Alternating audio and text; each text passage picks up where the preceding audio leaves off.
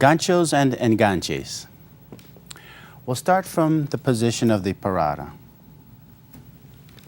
Here's a very typical movement.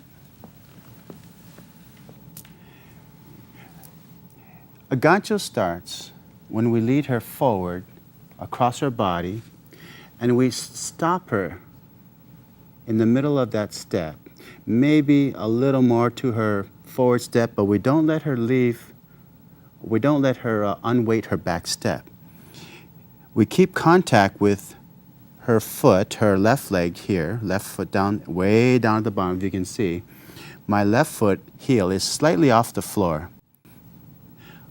I take her back onto that leg, that axis, and you can see we can balance a bit, and I can lead her out. One of the important things in leading a gancho and having it clear for the follower is what I like to refer to as a shin-to-shin relationship in this particular type of gancho. This is a stop where I actually create a little hook down here where I stop her leg from going past. With my heel above, I'm actually physically blocking her foot as well as my body. When I bring her back, I flex my left leg to accommodate the movement of her body back onto its axis so we can see that the balance is very clear until I bring her forward. We'll do it again, this time from this angle.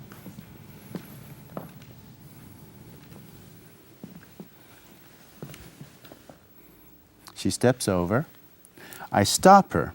I stop her with my body more than my foot. If my body keeps leading, she'll go past. But I stop her with the body, and I send her back, and I create a turn to the left with my body, always facing her, and I send her out. Let's do that one again without stopping. And a little more action. Good. And she steps forward, and I stop her. Her intention is to go forward. I stop with the body, bring her back, and finish that particular figure. Here's another typical gancho. From a block,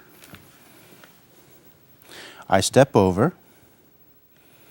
Now you notice the foot is on the opposite side. Earlier, my left foot was on the outside. Now it's toward the inside where she has a sandwich. I lead her out forward, and I stop her as well. Now, this is a place where it's very important to make the flex of the left leg. As I send her back, I create the flex in my left leg to create the space. If I don't do this, she may just hit my calf and nothing happens. It doesn't look good. Or if she's very experienced, she not feeling any communication from my leg, she'll probably just boleo because she knows that the way is not clear. Let's try it from this side so you can see.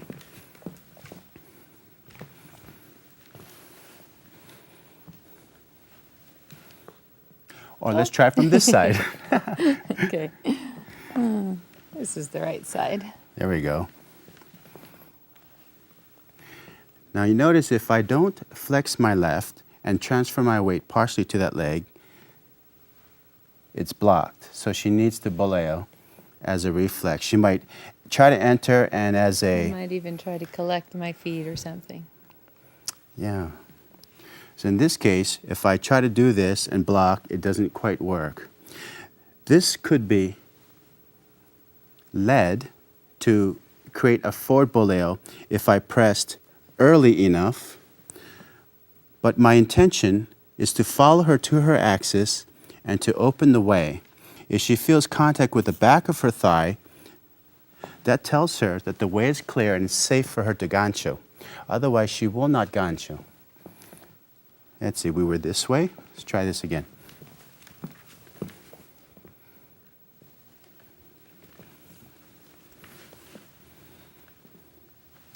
She touches, she steps over, I stop her. I bring her back to that position, gancho, From here, I bring her forward, and we can end in whatever figure we want to. There's gancho from another position too. From a back ocho, we'll do a couple here. We'll line up so you can see. This is very common, very important, and probably one of the most complex. For the leader, we'll demonstrate first and I'll explain. From second position, he needs to rotate his torso. After transferring weight to his right foot, rotate his torso so she makes a complete turn, so she goes around him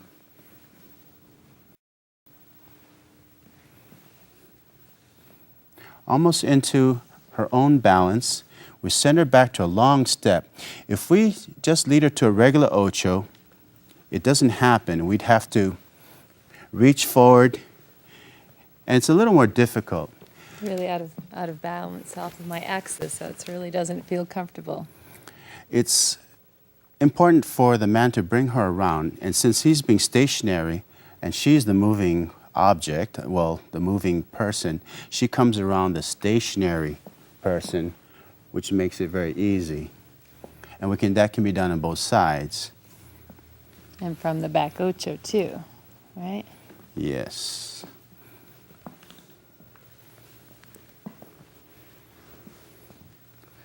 Note the position of my left shoulder and arm. I'm going to keep opening this as much as I can. I keep turning, turning, turning, inviting her back so that I'm still facing her, even though she's almost all the way around me. We'll do that again. I open the shoulder. She follows the invitation, and I keep the shoulder open. A common mistake is to center to the back ocho, the gancho, and it becomes very cramped here, so it's very uncomfortable. So this way, we maintain the same embrace all the way around the corner. So it looks very comfortable and very elegant. Enganches. An enganche is a type of hooking action which continues on to a next step. Some call it an envelopment, but it's not the same as a gancho. An enganche is a hooking action that can go somewhere else. We're doing it from a cross system, stepping inside the axis and going somewhere else. I'll explain what action it is that helps create the enganche. Where her right foot is now is the axis to be that I'll be stepping around after I pass through the free leg. I step through, and as I turn, the action of the follower turning creates the enganche.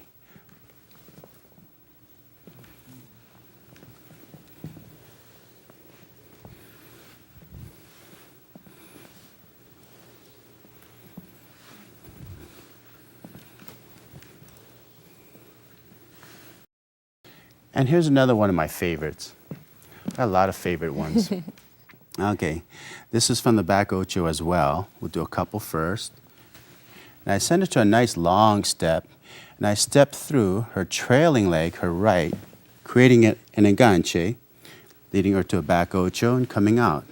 So it's a nice energetic movement.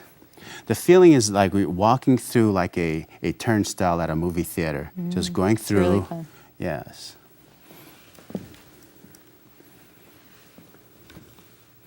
Okay, one more time. Side, we go to an ocho, send around the corner, go past. There's lots of fun things you can do with that. And the feeling with this is that, can you do me a favor and put your leg there? Sure. Okay, I'll help you. Good. If I were to walk through the leg, the most natural thing for the follower to do would allow it to bend. So if I walk through here, and if it bent, actually, Oh, the I'm other sorry, way. into my, I see what you're saying. yeah, so if you're I got it turning now. to your left, Okay. the leg would bend in this Turn and direction. wrap in. Yes, Yeah. Yes, thank you. And the movement of my body going through, as you'll see here, takes her leg around as well. So that's a typical action of the enganche and why it works. Here's one more, one of my favorites. Another favorite of George's. Let's say we create a staccato here, and we bring her around, and she now has a free leg with her right. If I step through, the turning action creates an enganche. She escapes, and we can do it again.